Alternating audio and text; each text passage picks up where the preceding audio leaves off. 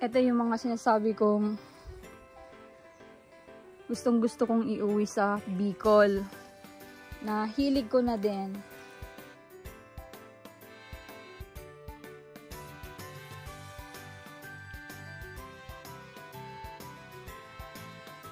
Ito na lahat yung napitas natin, na siling labuyo. Grabe ang dami. Di ko alam kung isang bote o isang bote kalahati na ito. Good morning! Isabela. Ayan, nandito tayo ngayon sa Isabela. Yung nakikita na yung si Buntis.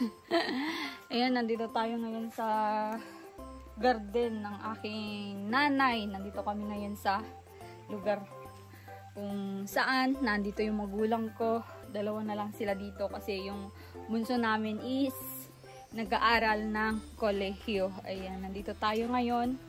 It's 6 AM in the morning. At samahan niyo ako para mamitas. May gusto kasi akong iuwi sa Bicol na ang hirap hanapin sa Bicol ito. Parang ito yung hilig nila. Hilig ng mga Bicolano. Kaso nga lang, yun naman yung mahirap na ano sa kanila kasi walang mga taniman, walang maluwang na lupa. So dito mo makikita na sobrang dami dito sa sa lugar ng aking magulang at syempre lugar na din namin. So ayun, samahan niyo ako. Ayan, siguraduhin na natin madami yung kukuhanin natin. Ito, punuin natin itong na ito, langganan na ito. Pasensya na kayo sa itsura ko at kagigising ko lang po.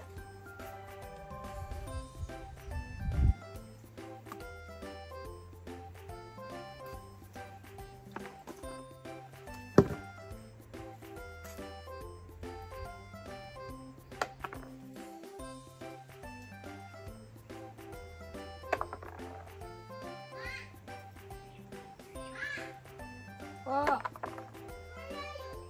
Dito, dyan ka lang anak, kung cellphone ka lang dyan.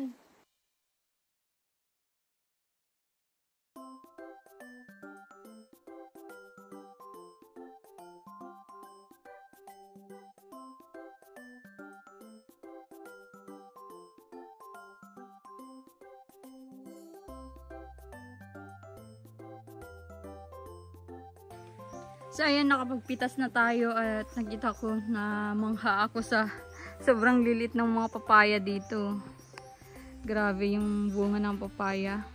Di ko alam kung pwede pang kainin yan kasi sobrang liliit. Yan o. Grabe yung liliit ng papaya. Madami nga talagang pananim dito. May mga ayan, yung mga puno ng Gemelina na yan. Sa amin yan. At ito, avocado. Dami naming dito, avocado. Meron pa dun sa harapan. Ito, avocado.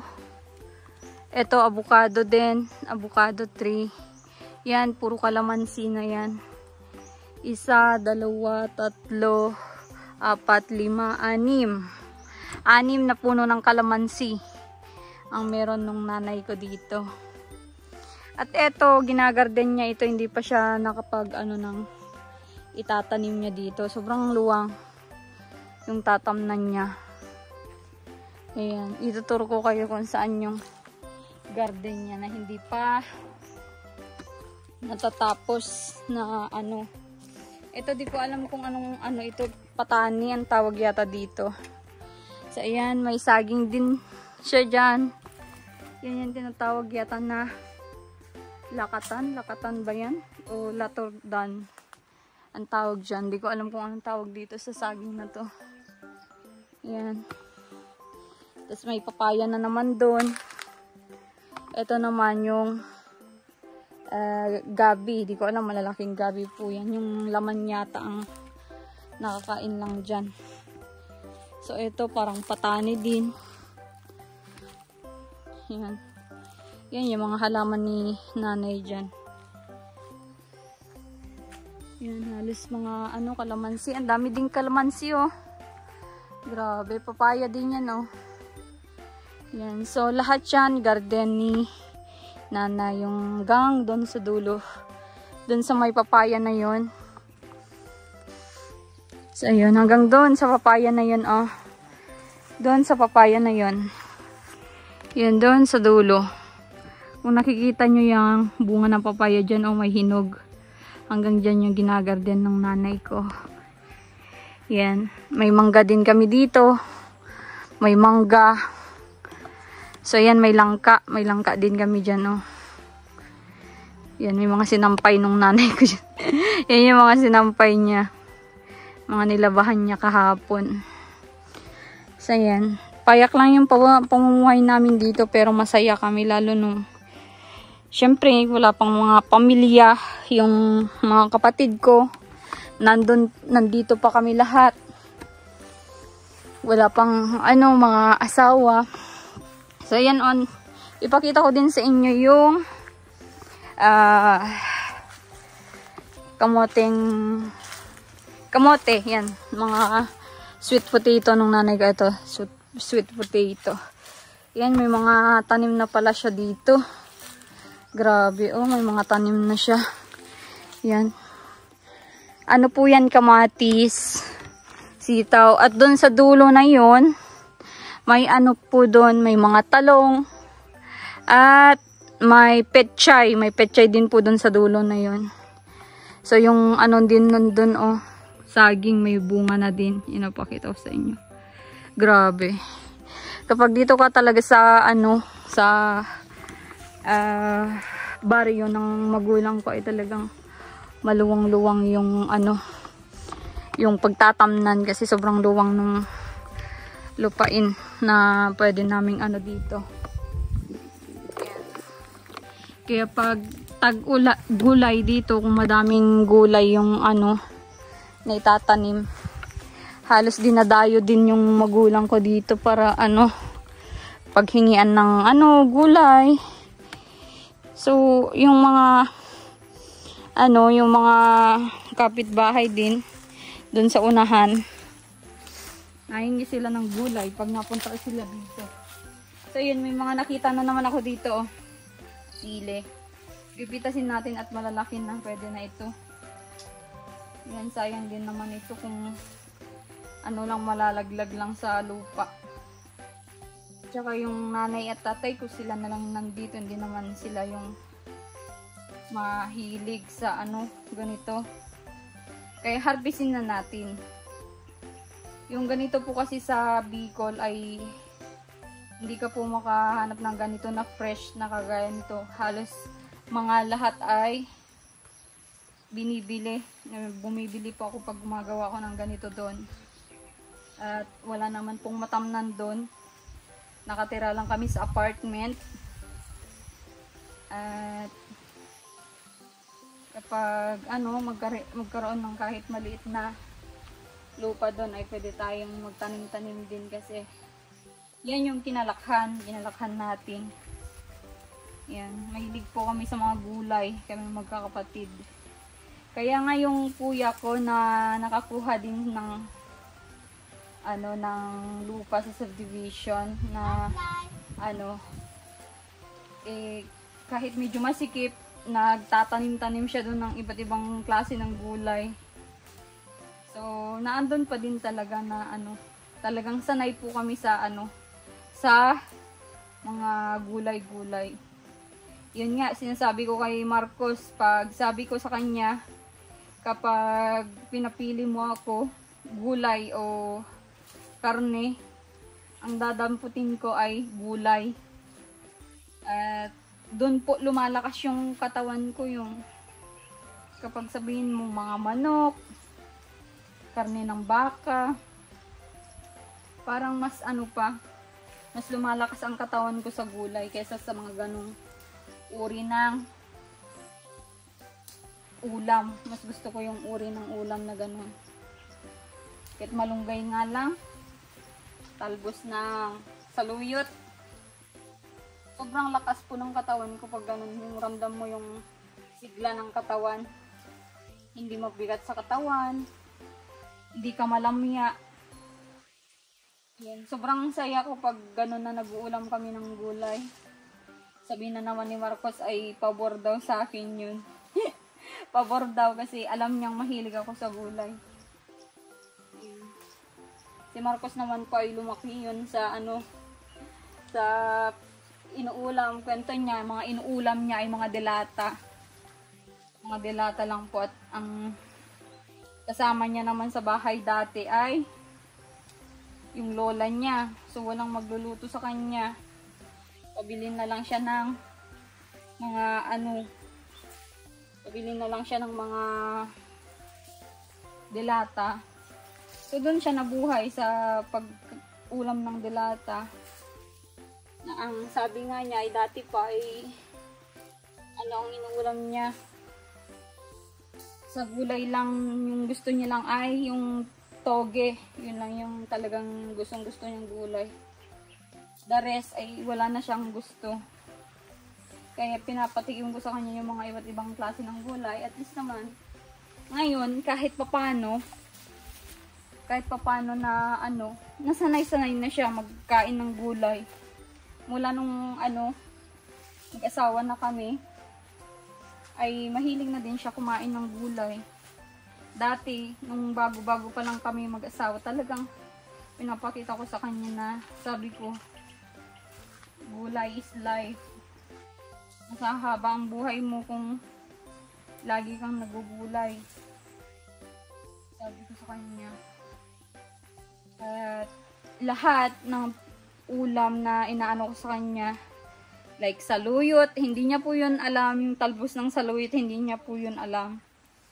Tapos pinatikim ko po sa kanya, sabi ko, masustansya itong na ito, sabi ko, saluyot. At sabi ko nga sa kanya, gulay yan? Opo, gulay. Spicy? This is spicy. Chili. Chili? Opo. What did you say? Chili? Yun nga po yung nangyari. Buti na lang, nahawaan ko siyang magulam-ulam ng gulay. Yan. Bawat ulam ay pinapabasa ko sa kanya yung mga benefits na makukuha niya Yan. sa pagkain Yan. yun. Like, talbos ng saluyot, hindi niya din po alam yun dati. Okra lang ang alam niya dati, pero hindi naman siya talaga nagkakain ng okra. So, lahat ng benefits nung so ay natutuwa na siya ngayon kumain ng mga ganong klaseng gulay. Kasi alam niyang maganda ang benepisyo sa katawan. Ma, Like Mami. malunggay. Mami. What's that? Ah? What's that inside? This is chili. Chili spicy? Oo. Oh. So, yun. Ito na yun. Ito yung last ng puno ng labuyo. Siling labuyo. Na pagpupuhanan natin. Dami oh. Hitik sa bunga. Ipapakita ko sa inyo. Ma. I-zoom ko.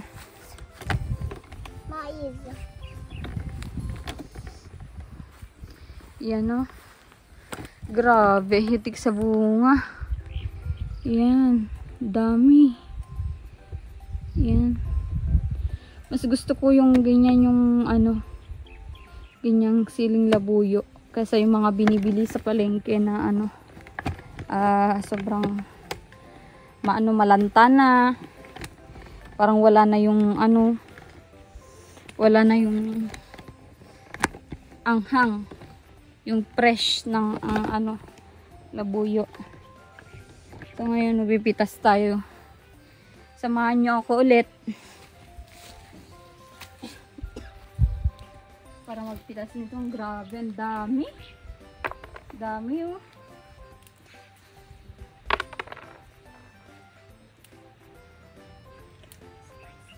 Dami.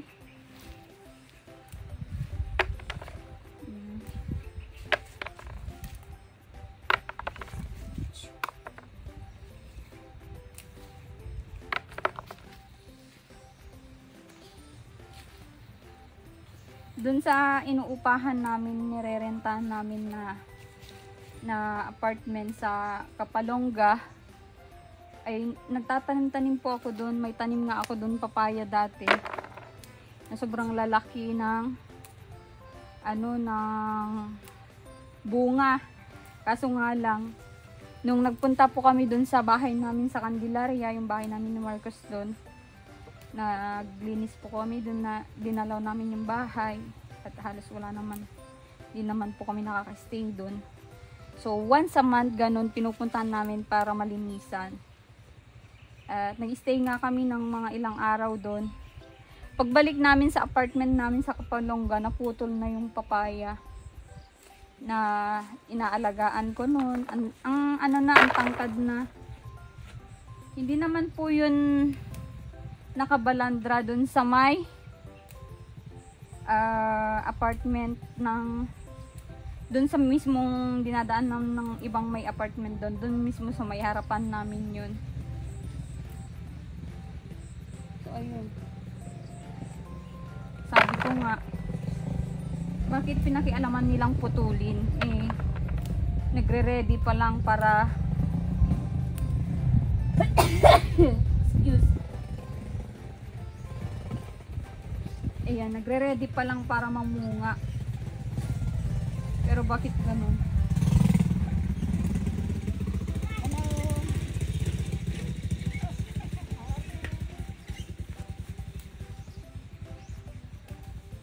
Nagre-ready pa lang para mamunga yun. Kaso nga lang ay pinutol nung may-ari ng apartment. Grabing pati yung mga halaman namin doon, pinapakialaman niya pag wala kami. Kaya sabi ko, imbis makakalibre ka ng pangtinula na papaya, hindi na, at wala na, hindi na mamunga yan, at pinutol niya hanggang doon sa may tapos tinapon niya.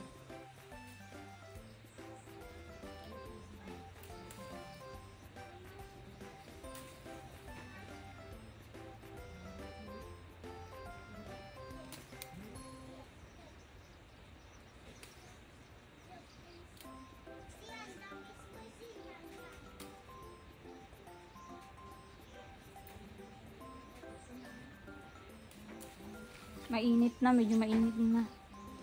Mamaya na naman. Mamaya natin ituloy.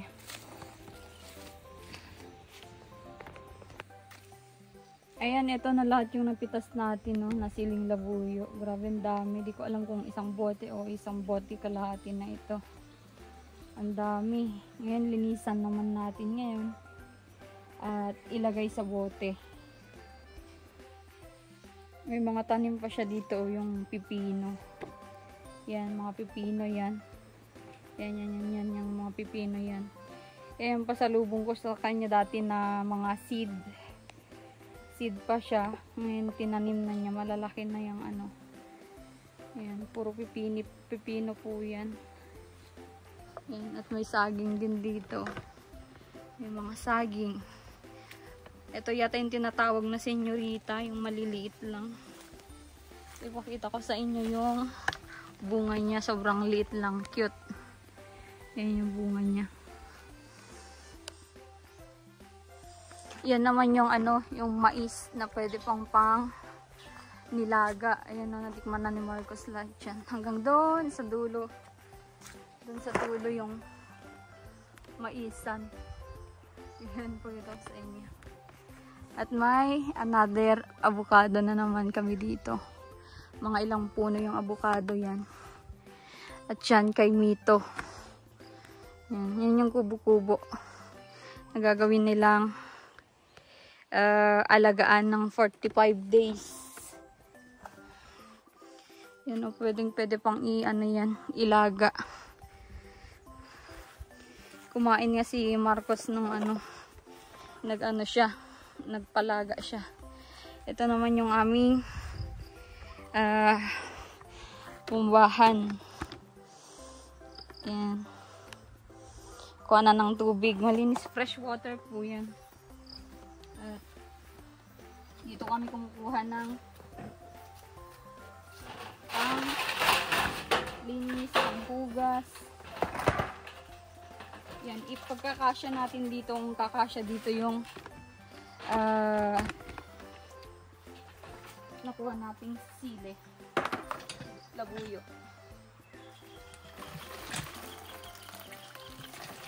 Linisan muna natin para malinis.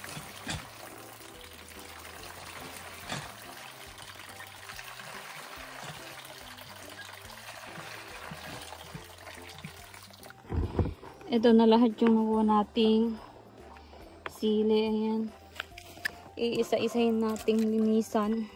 Tingnan natin magkakasya dito sa may 500 ml na bote.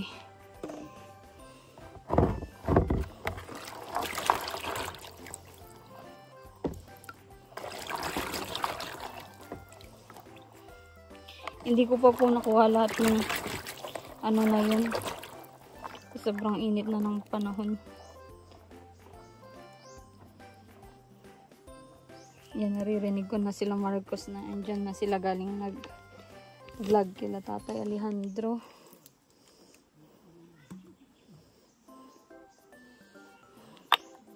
So yan, isa-isahin natin ilagay dito.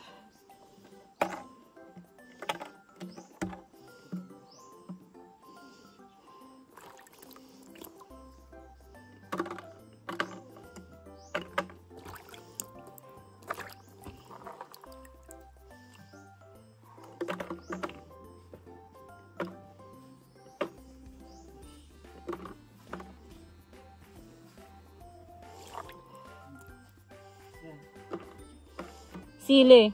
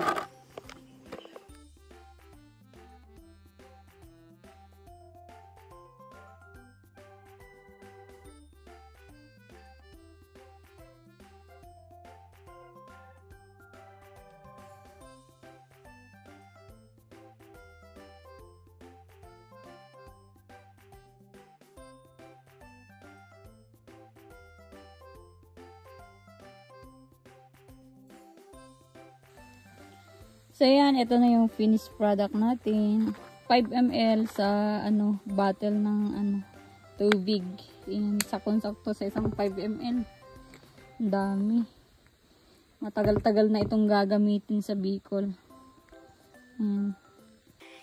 Ito naman yung kambing namin na mag-isa. Actually, dalawa yan dati. Si Me. Hello, Me.